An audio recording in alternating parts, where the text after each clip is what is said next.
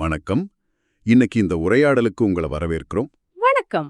நாம இன்னைக்கு சுவாமி சித்பாவனந்தர் எழுதிய டெய்லி டிவைன் டைஜஸ்ட் புத்தகத்திலிருந்து ஒரு பதிவு எடுத்திருக்கோம்.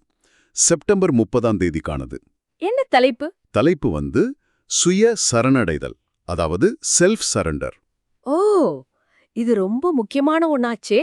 ஆமா, இத பத்தி கொஞ்சம் ஆழமா பேசலான்னு தான் இன்னைக்கு நாம இதை கையில் எடுத்திருக்கோம், உங்களுக்காகவே. கேட்கறதுக்கு எளிமையா இருந்தாலும் வாழ்க்கையோட ரொம்ப அடிப்படையான கேள்விகளோட இது தொடர்புள்ளது. உண்மைதான். நம்ம நோக்கம் கூட இந்த சுய சரணடைதல்னா என்ன, அதோட முக்கியத்துவம் என்னன்னு கொஞ்சம் ஆழமா புரிஞ்சுக்க முயற்சி பண்றதுதான். சரி, நேரா விஷயத்துக்கு போயிடலாம். இந்த ஆதாரம் தொடக்கத்திலே ரொம்ப அழுத்தமா ஒன்னு சொல்லுது. Self surrender is the holiest of all acts. ஆமா, எல்லா செயல்களை விட இதுதான் ரொம்ப புனிதமானதுன்னு சொல்றாங்க. இது கொஞ்சம் ஆச்சரியமா இருக்குல்ல. நாம புனிதமான செயல்னா வேறு சில விஷயங்களை நினைப்போம். நிச்சயமா, பூஜை பண்றது, தியானம், தானம், தர்மம் இதெல்லாம் தான் பொதுவா புனிதம்னு நம்ம பாக்குறோம். ஆனா அந்த லிஸ்ட்ல இத முதல்ல வைக்கிறது அதோட அடிப்படை முக்கியத்துவத்தை காட்டுது. ஆமா, இது ஏதோ ஒரு மத சடங்கு இல்ல, அதுக்கும் மேல ஒரு மனநிலை, ஒரு வாழ்க்கை பார்வைங்கிறத காட்டுது. இது இன்னும் தெளிவா சொல்றதுக்கு 2 ஊமைகள் பயன்படுத்துறாங்கல்ல. ஒன்னு வழிதவறி போன மகன் திரும்பி வர்றது. ஆமா, ப்ராடிகல் சன். இன்னொன்னு நாட்டுல அராஜகம் போய் ஒரு நல்ல ஆட்சி வர்றது. சரி, இந்த ஊமைகள் எப்படி இந்த சரணடைதலை விளக்குது? இப்போ ஓமைய பாப்போம். வழிதவறிய மகன்.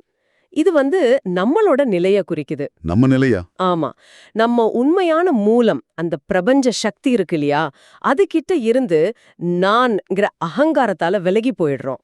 சுயநலத்தால வழிதவறி கஷ்டப்படுறோம். சரி, அந்த மகன் எப்படி திருந்தி அப்பா கிட்ட திரும்பும்போது ஒரு பாதுகாப்பு, அன்பு, ஒரு ஏற்றுக்கொள்ளுதலை உணர்றானோ, அதே மாதிரி நாம நம்ம அகங்காரத்தை விட்டுட்டு அந்த மூல சக்தி கிட்ட திரும்பும்போது அமைதி, பாதுகாப்பு கிடைக்குது. அந்த திரும்புதல் தான் சரணடைதல். அப்போ இது நான் தனியா நின்னு தோத்துட்டேன், அதனால திரும்பி வர்றேன்னு சொல்ற மாதிரி இல்லையா? ஒரு மாதிரி தோல்வியை ஒப்புகிற மாதிரி. அப்படி நேரடியா சொல்ல முடியாது. இது தோல்வியை விட ஒரு புரிதல்னு சொல்லலாம். புரிதலா? ஆமா, அந்த பையன் அப்பாவோட அன்பையும் வீட்ல இருக்கிற பாதுகாப்பையும் உணர்ந்த பிறகு திரும்புறான் இல்லையா?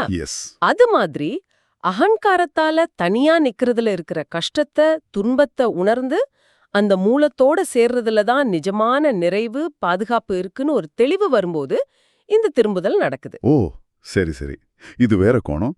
அப்போ 2வது உவமை, அராஜகம் நீங்கி நல்லாட்சி வர்றது, இது எப்படி?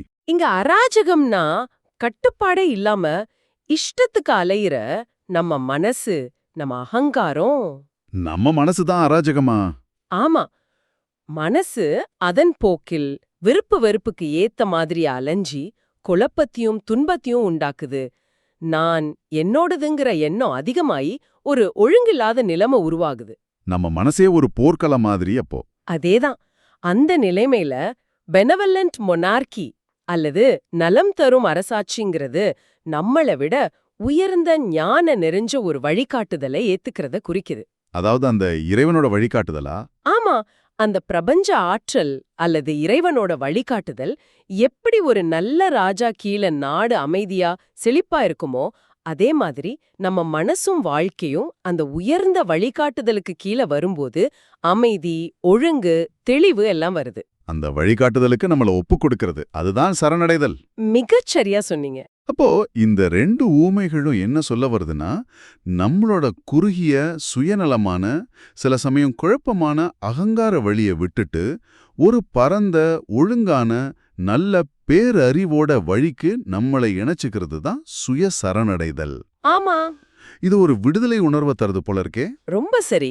இது அகங்காரத்தோட பிடியிலிருந்து விடுதலை அடையறதுக்கான வழி.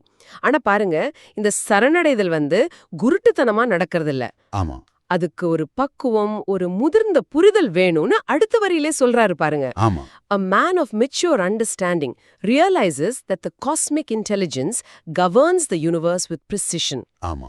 முதிர்ந்த புரிதல் கொண்ட ஒருத்தர் இந்த பிரபஞ்சம் ஒரு மாபெரும் பிரபஞ்ச பேரறிவால, அதாவது காஸ்மிக் இன்டெலிஜென்ஸால மிக துல்லியமா இயக்கப்படுதுன்னு உணர்றாரு. இது ரொம்ப ஆழமான கருத்து இல்ல? ஒரு பெரிய அறிவு வேலை செய்யுதுன்னு புரிஞ்சுக்கிறது. இது நம்மள பல பேருக்கு சட்டுன்னு தோன்றாது இல்லையா? எல்லாம் சான்ஸ்ல நடக்குதுன்னு நினைக்கிறது சுலபமா இருக்கு. உண்மைதான். இந்த ஒழுங்க கவனிக்கிறதுக்கு ஒரு கூர்ந்த பார்வை, ஒரு திறந்த மனசு தேவை. எல்லாத்துக்கும் ஒரு காரணம் இருக்கு, ஒரு தொடர்பு இருக்குன்னு உணர ஆரம்பிக்கும் போதுதான் அந்த பிரபஞ்ச பேரறிவோட செயல்பாடு நமக்கு கொஞ்சம் கொஞ்சமா புரியும். அடுத்த கட்டம் இன்னும் முக்கியமா தெரியுது. It's design is inexorable. அதன் வடிவமைப்பு அல்லது திட்டம் தவிர்க்க முடியாதது, மாத்த முடியாதது. இந்த வரி கொஞ்சம் எப்படி சொல்றது, சவாலா இருக்கே. அப்படின்னா எல்லாம் ஏற்கனவே முடிவு பண்ணியாச்சா, நம்மளால மாத்தவே முடியாதா? அதுக்கு முயற்சி, சுதந்திரம், இதுக்கெல்லாம் என்ன இடம்? இது கொஞ்சம் விதி மாதிரி தோணுதே. இது முக்கியமான கேள்வி. inexorable அப்படிங்கிறத விதின் நேரடியா புரிஞ்சுக்கிறத விட பிரபஞ்சத்தோட அடிப்படை விதிகள், அதோட நியதிகள் மாத்த முடியாதவைன்னு புரிஞ்சுக்கிறது சரியா இருக்கும்னு நினைக்கிறேன். உதாரணத்துக்கு புவியீர்ப்பு விசை, அது மாத்த முடியாதது. நெருப்பு சுடுங்கிறது மாத்த முடியாதது. இதெல்லாம் பிரபஞ்சத்தோட அடிப்படை வடிவமைப்பு. சரி. அதே மாதிரி செயலுக்கு விளைவு உண்டு, அதாவது கர்மாங்கிறதும் ஒரு மாத்த முடியாத நியதி. இந்த நியதிகளை, இந்த பிரபஞ்சத்தோட இயக்க விதிகளை தான் inexorable டிசைன்னு சொல்றாங்க. நாம இந்த விதிகளுக்கு எதிரா செயல்பட முயற்சிக்கும் போதுதான் பிரச்சனை வருது. புரியுது.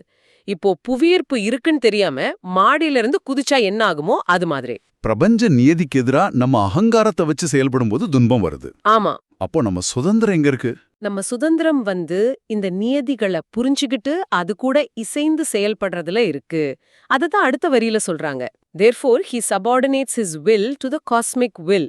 ஓ, முதிர்ந்த புரிதல் உள்ளவர் தன்னோட தனிப்பட்ட விருப்பத்தால வர்ற சித்தத்தை வில் அந்த பெரிய பிரபஞ்ச சித்தத்துக்கு, காஸ்மிக் வில்க்கு கீழ்ப்படுத்துறார். ஆமா, அதாவது அதுக்கு இசைவா மாத்திக்கிறார். கீழ்ப்படுத்துகிறார். சபார்டினேட்ஸ் அப்படிங்கிற வார்த்தை கொஞ்சம் அடிப்பணியற மாதிரி தோணுதோ? அந்த வார்த்தையோட நேரடி அர்த்தத்தை மட்டும் பார்க்காம அதோட சாராம்சத்தை பார்க்கணும்.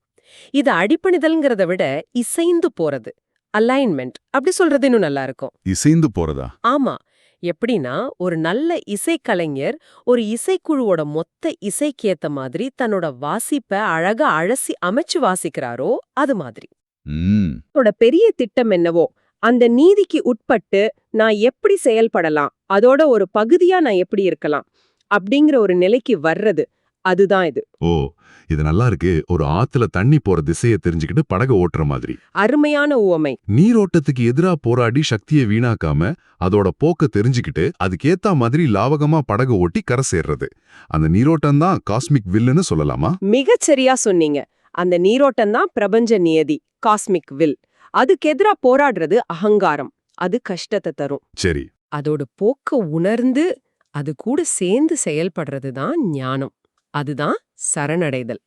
அப்படி செய்யும் போது என்ன நடக்குதுன்னு அடுத்த வரி சொல்லுது பாருங்க. His doings then coalesce with the cosmic plan. அவருடைய செயல்கள் அப்போ அந்த பிரபஞ்ச திட்டத்தோட ஒன்னு சேருது. coalesce, ஒன்றிணைதல், கலந்துடுறது. ஆமா, தனியா நிக்காம அந்த பெரிய இயக்கத்தோட சேர்ந்துடுறது. அப்படி ஒன்னு சேரும்போது அவரோட செயல்கள் எப்படி மாறுது? அது பிழையே இல்லாத செயலாகுதுன்னு சொல்றாங்க. This infallible act is called self-surrender. Infallible, பிழையற்ற, தவறே செய்ய முடியாத. இது எப்படிங்க சாத்தியம்? நாம மனுஷங்க தானே, தப்பு செய்யறது இயல்பு தானே? ஆமா, எனக்கும் வந்து தோணுச்சு. பிழையற்ற செயல்ங்கிறது கொஞ்சம் அதிகப்படியும். இங்க பிழைங்கிறதுக்கு என்ன அர்த்தம்னு புரிஞ்சுக்கணும். நம்ம தனிப்பட்ட அகங்காரத்தால, விருப்பு வெறுப்பால, அறியாமையால செய்யற செயல்கள்ல தான் பிழை வருது. சரி. அதோட விளைவு நமக்கும் மற்றவங்களுக்கும் துன்பம் தரலாம். ஆனா ஒரு செயல் பிரபஞ்ச சித்தத்தோட, அதோட நியதியோட இசைந்து போகும்போது அது தனிப்பட்ட விருப்பத்தோட வெளிப்பாடா இல்லாம அந்த பெரிய இயக்கத்தோட ஒரு அங்கமாயிடுது.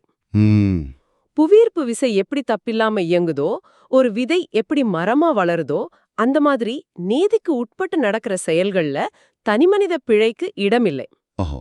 அது பிரபஞ்ச நியதியோட துல்லியத்தோட இயங்குது. அந்த அர்த்தத்துல தான் இது இன்ஃபாலிபிள், பிழையற்ற செயல்னு சொல்லப்படுது. அப்போ சுயசரணடைதல்ங்கிறது செயலே செய்யாம சோம்பேறியா இருக்கிறத குறிக்கல? நிச்சயமா இல்ல. எல்லாம் பிரபஞ்ச சித்தப்படி நடக்கும், நான் ஏன் எதையும் செய்யணும்னு சும்மா இருக்கிறது இல்ல இது. அது ரொம்ப தப்பான புரிதல்.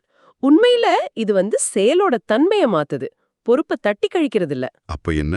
நாம செயல்களை செய்யும் போது நான் செய்யறேங்கிற அகங்காரத்தை முன்னாடி நிறுத்தாம இந்த பிரபஞ்ச இயக்கத்துல என்னோட பங்கு என்ன, இந்த நிலைமையில பிரபஞ்ச நியதிக்கு இசைவா நான் எப்படி செயல்பட முடியுங்கிற ஒரு விழிப்புணர்வோட ஒரு பரந்த பார்வையோட செய்யறது. சரி. இது செயலற்ற சரணடைதல் இல்ல. இது ஒரு விழிப்புணர்வோட, புரிதலோட, பொறுப்புணர்வோட செய்யற சரணடைதல். Conscious active surrender. நீங்க ஒரு கருவியா செயல்படுறீங்க, அகங்காரத்தோட எஜமானா இல்ல.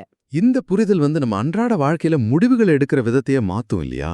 ஆமா. ஒரு பிரச்சனை வரும்போது அதை எதிர்த்து சண்டை போடுறதா இல்ல அதோட போக்க உணர்ந்து அதுக்கேத்த மாதிரி நம்மள மாத்திக்கிட்டு செயல்படுறதாங்கிற கேள்வி வரும். கண்டிப்பா வரும். அந்த சவால் ஏன் வந்துச்சு, அதுக்கு பின்னால என்ன பாடம் இருக்கு, பிரபஞ்ச நியதிப்படி இதுக்கு எப்படி நம்ம ரெஸ்பான்ஸ் பண்ணணும்னு யோசிக்க தோணும். சரிதான். சும்மா உணர்ச்சி வசப்பட்டு ரியாக்ட் பண்றதுக்கு பதிலா ஒரு ஆழமான புரிதலோட செயல்பட இது வழிகாட்டும்.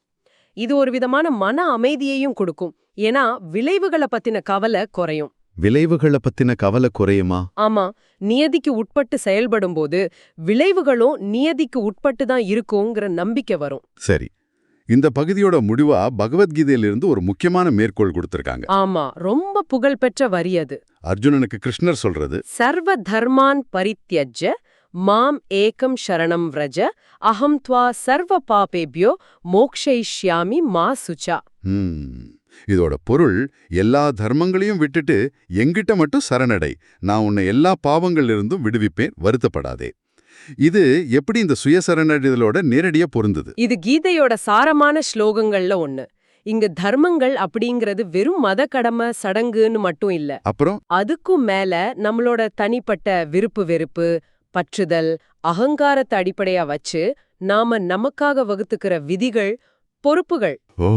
நான் இத செஞ்சே ஆகணும், இத செய்யவே கூடாதுன்னு நம்ம பிடிவாதமா நினைக்கிற எண்ணங்கள், கடமைகள்னு நாம நினைக்கிற சுயநல நோக்கங்கள், இது எல்லாத்தையும் சேர்த்தது. நான் என்னோடதுங்கிற எண்ணத்தை அடிப்படையா வச்சு வர்ற அத்தனை கட்டமைப்புகளையும் இது குறிக்குது. அப்படின்னா எல்லா தர்மங்களையும் துறப்பதுங்கிறது நம்ம சுயநல அடிப்படையிலான அத்தனை எண்ணம், செயல், பற்று, நான்கிற அகங்கார மையம் இதையெல்லாம் விட்டுறதா? அதேதான். அந்த அகங்கார கட்டமைப்பை விட்டுட்டு மாம் ஏகம் சரணம் व्रज, ஏன்கிட்ட மட்டுமே சரணடை. அந்த பரம்பொருள் கிட்ட.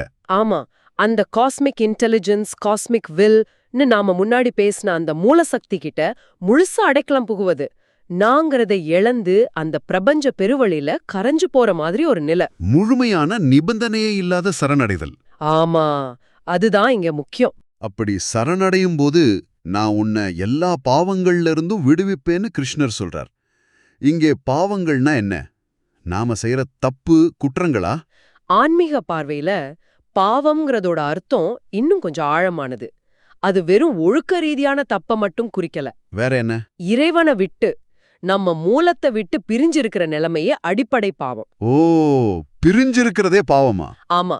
அகங்காரத்தால கட்டுப்பட்டு அறியாமையில மூழ்கி அதனால துன்பங்களை அனுபவிக்கிறதே பாவம்.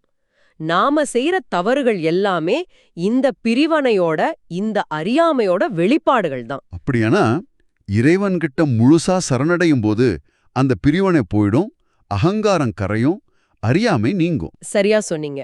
அந்த பிரிவனை நீங்கிறதால அதோட விளைவான துன்பங்கள்ல இருந்தும், அறியாமையில இருந்தும், அகங்கார பிடியிலிருந்தும் விடுதலை கிடைக்குது. இதுதான் பாவங்களிலிருந்து விடுதலை. இது குற்றத்துக்கான மன்னிப்புங்கிறத விட பெரிய விஷயம்.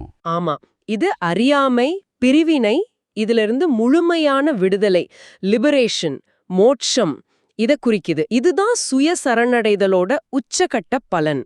ஆக சுயசரணடைதல்ங்கிறது வெறும் தத்துவமா இல்லாம அகங்காரத்தை தாண்டி பிரபஞ்ச நியதியோட இசைஞ்சு வாழ்ந்து அது மூலமா துன்பத்திலிருந்து விடுபட்டு முழு விடுதலையை அடையறதுக்கான ஒரு நடைமுறை வழின்னு இந்த பகுதி ரொம்ப தெளிவா சொல்லுது. ஆமா, இது ஒரு பெரிய உளவியல் ஆன்மீக புரட்சி மாதிரி. நம்ம இயல்பான அகங்கார போக்குக்கு இது கொஞ்சம் முரணா தெரியலாம், ஆரம்பத்துல கஷ்டமா இருக்கலாம். ஆனா புரிதல் வளர வளர, பிரபஞ்சத்தோட இயக்கத்தை உணர உணர இதுவே ரொம்ப இயல்பான, அமைதியான, நிறைவான வழியா மாறிடும். அந்த வழிதவறிய மகன் வீட்டுக்கு திரும்புற மாதிரி. ஆமா, அது ஒரு தத்தளிப்புல இருந்து விடுபட்டு நிம்மதியான, பாதுகாப்பான, அன்பான நிலைக்கு திரும்புற மாதிரி. இந்த உரைநடல் சுயசரணடைதல்ங்கிற கருத்தை மேலோட்டமா பார்க்காம அதோட ஆழத்தையும், அது நம்ம பார்வை, செயல்பாடு, மனநிலை இதையெல்லாம் எப்படி மாத்தணும் ஓரளவுக்கு நமக்கு வெளிச்சம் போட்டிருக்குன்னு நம்புறேன். நிச்சயமா இது ஒரு தொடக்கம் தான். இதுல இருக்கிற ஒவ்வொரு வரியையும் இன்னும் ஆழமா சிந்திக்கும்போது அதோட பல பரிமாணங்கள் நமக்கு தெரியும். சுய அனுபவத்துல தான் இதோட உண்மையான அர்த்தம் நல்ல விளங்கும். சரி, இந்த விரிவான அலசல முடிக்கிறதுக்கு முன்னாடி நாம பேசின முக்கிய கருத்துக்களை ஒரு தடவை தொகுத்து பாத்திரலாம். சரி. சுய சரணடைதல்ங்கிறது செயல்கள்லயே ரொம்ப புனிதமானது.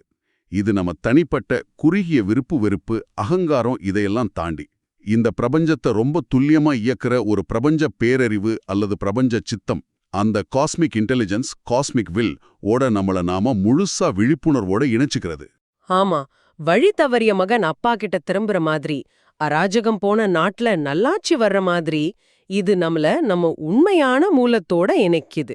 அகங்காரத்தோட கட்டுப்பாடுகள், அதனால வர்ற குழப்பங்கள், இதுல இருந்தெல்லாம் விடுவிச்சே மன அமைதிக்கும் வாழ்க்கை ஒழுங்குக்கும் வழி செய்யுது. நம்ம செயல்கள் தனிப்பட்ட விருப்பத்தால இல்லாம பிரபஞ்ச திட்டத்தோட ஒன்றிணையும் போது அது பிழையில்லாததா, நியதிக்குட்பட்டதா மாறுது. முக்கியமா இது ஒரு செயலற்ற நிலை இல்ல, இது முதிர்ந்த புரிதலோட விழிப்புணர்வோட வெளிப்பாடு.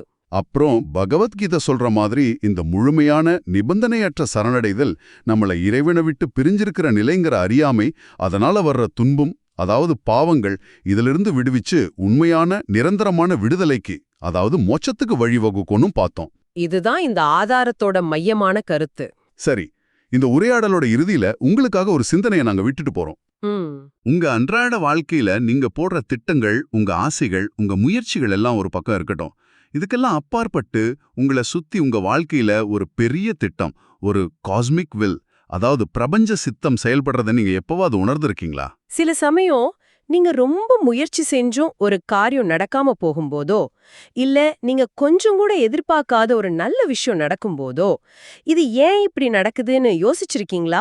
உங்க தனிப்பட்ட சித்தத்துக்கும் அந்த பெரிய பிரபஞ்ச சித்தத்துக்கும் நடுவுல ஒரு இணக்கத்தையோ இல்ல ஒரு இழுபறியையோ நீங்க உணர்ந்த தருணங்கள் உண்டா? உங்க செயல்கள் எப்போ அந்த பெரிய திட்டத்தோட இசைஞ்சு போற மாதிரி தோணுது, எப்போ முரண்படுற மாதிரி தோணுது?